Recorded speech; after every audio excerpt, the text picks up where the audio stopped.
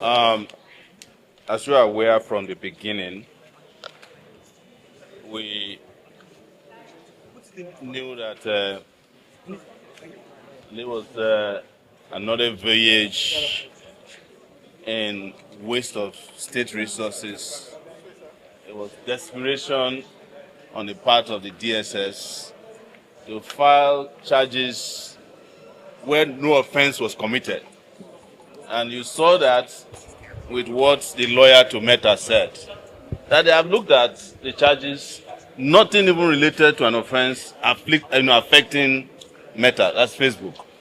And I think the same thing applies to Twitter, and of course, it applies to me. Because there was no disclosure of any offense. If you see the charges they served me, they have one page of proof of evidence. And that was a picture, a still picture they grabbed, a screenshot from whatever they get of Tinubu standing in front. That's not proof of evidence. They did not even, I don't want to teach them what to do, because I know they will still come and fumble again next time. Then the most important thing that ought to have been done, which was to serve me, they refused to serve me. They were hoping that they come and ambush me in the court. They did not want to serve me because they are afraid that I will prepare for trial. And decided to come. But I decided to come because even cases that don't concern me, I come to this court to attend to them. So, what is important, Nigerians, is that our focus on how to fix this country is our inalienable rights, and it's sacrosanct. In the process of doing that, we will not spare anybody, because we are 200 million people, and we deserve good governance, we deserve attention, we deserve accountability, transparency, we deserve the basic minimum standards of democracy and tenets, one of which is freedom of speech. You cannot litigate against us in any court or criminalize it. Even the man, the drunkard in the FCT, nice of Wike, who said an American has never called Trump a criminal, was presented with over 1,000 videos. The DSS claims that it's their job to protect the president. It's their job to protect him, but it's not their job to police free speech in Nigeria. That one is not. The DSS takes its inspiration from the Secret Service in the US, which exclusively protects the president of the US. The Secret Service has never filed a lawsuit against an American who said Trump is this or that, because they use America, that's what I'm using. But let's even concede, without admitting, that they don't do it in America. We can do it here. Because Americans don't have our type of problems. Americans have schools, they have functioning hospitals, they have great jobs, there's no unemployment. So Americans can decide to be complacent about calling out their leaders. We haven't gotten to where America was in 1900. So our own circumstances are different. And we must approach it with the tenacity and the ferocity that is required to ensure that those who claim to be our leaders, whether they rig themselves into office or they seize power, we hold them to account. And I'm saying this, that even under the military, when the military will seize power through a martial music, we confronted them, even though we didn't appoint or elect them. So how much more the so-called civilian regimes in the country who supposedly were elected by a constitution that they uphold all the time, even though I don't believe in that constitution. But that's all they have for now. So I just want to make it very clear, and it's very important for all of you, particularly in the media, that no offense has been committed, and the trial could not continue today because there is no way you can prosecute an offense that does not exist.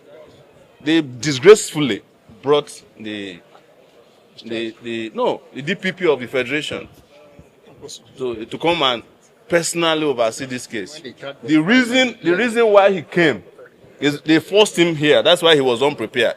He did not know that I have not been served, because I think he was arrested and bundled here. Because I found out in their initial charge that they published in the public that he refused to sign off on the charges. He was not consulted.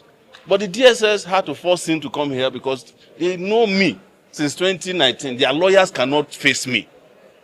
So they have brought the DPP, and the DPP must learn a hard way. Exactly. That's the rule. Exactly. Yes. From this concept now. Yes. Let's go into some rise of Yes. and look at what the police are actually doing this stuff. What's the reaction you expect now? I reacted last night, and let me send my condolences to my family and our co-workers. I knew, even without having been told, that she's a victim of Nigeria. Yes. Nigeria happened to her. I was reading on my way here, I've not confirmed, that they robbed every flat in that building. They called the police. Police did not show up until after she had jumped out of her window, gotten injured, and had no emergency support. She was found alive by the police, but when she asked to be taken to the hospital, the police said they had no fuel in their car. Maybe, if the police had not allowed their car to be stolen by a thief, maybe that car could have helped her to get to the hospital. Exactly. Who knows? Exactly true. So Yes, now. there is a fundamental problem here, people. We are in trouble. And her own tragedy is just symptomatic of that problem. But I feel so bad for her. I feel bad for her that today maybe I would have visited her family, but I have to be in court. So, again, my condolences. But Nigeria happened to her. Nigeria has been doing people dirty everywhere. And our own case came to the surface because she's a member of the elite class. As we are speaking, they are killing people in droves in Kwara State. Those ones don't even hear from the police or army. They have been left on their own. The people of Zamfara have been left to their fate. People of Kaduna have been left to their fate. Katsina, left to their Benue, left to their fate. Kidnappers are riding roughshod. Because, again, your leaders have more interest in trivial things than substance. The people that should be prosecuted by the DPP are the people who are engaging in banditry and terrorism. But the DPP will probably be one of the people meeting with them in Zamfara and taking selfies with them. That's what they do with bandits. If I were to be a dangerous, terroristic person, they will come and negotiate with me. Yes. They won't bring me to court. So that's Please, let's correct this impression, because I know that some people will now go and my name is Maxwell. I'm a part of the Lego team. Let's put the record straight. I know that small time some people will now write that Sowore is running away from being arraigned. No, the law is clear. The law says that for you to arraign somebody, you must serve the person with a charge or charges, and the person has 3 days. That is abject. Then on the Constitution section that is a adequate time and the facility for him to put himself to order. That one is on that. Then secondly, and we also want to advise Mr. President, you can't continue like this, because you have arraigned preferred charges against Sowore simply because he called your name. You, Mr. President, have you forgotten I and you called Jonathan name during the time of Occupy Nigeria? They are in Lagos. We carried Jonathan coffin, and Jonathan never arrested any of us. Jonathan never preferred charge against any of us. Why should your own be different? I'm highly disappointed. I don't know those who are advising you. Please, as a matter of urgency, discontinue this charge and face what is facing you. This is a distraction, and you cannot distract us. We are following you. We must criticize you. Go to the villages and see how people are mocking you. The other disaster that died, that called himself president, he died and Nigerians were jubilating. I'm talking about President Muhammad Buhari. Nigerians were jubilating. What shall you be remembered for? That you asked DPP to come and prosecute a funny charge against Sowore. Mr. President, why didn't you go for civil litigation? Why didn't you file action for defamation and claim millions? Is Sowore under civil immunity? So the point we are making is that please terminate, withdraw these charges, and concentrate in ruling Nigeria. I just want to correct one quick thing. He said you are following him. I'm not following Tinubu. I'm following his Okay. policy. I'm not following his policies. I don't follow his steps. No, not in footsteps. Not in footsteps. I said we are following him. Whatever where he got it from. If you go outside and lie, we'll challenge it. Yeah. But the other part is that two things. If this charge proceeds after arraignment, the president must be willing to come as my witness.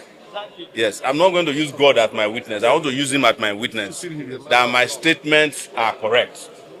Even if you go the civil route, truth is a justification. I will justify everything I've said about anybody who is in position of authority in Nigeria. I've been around long enough to be able to say this confidently. So, guys, thank you so much. We still have 2 other pending cases.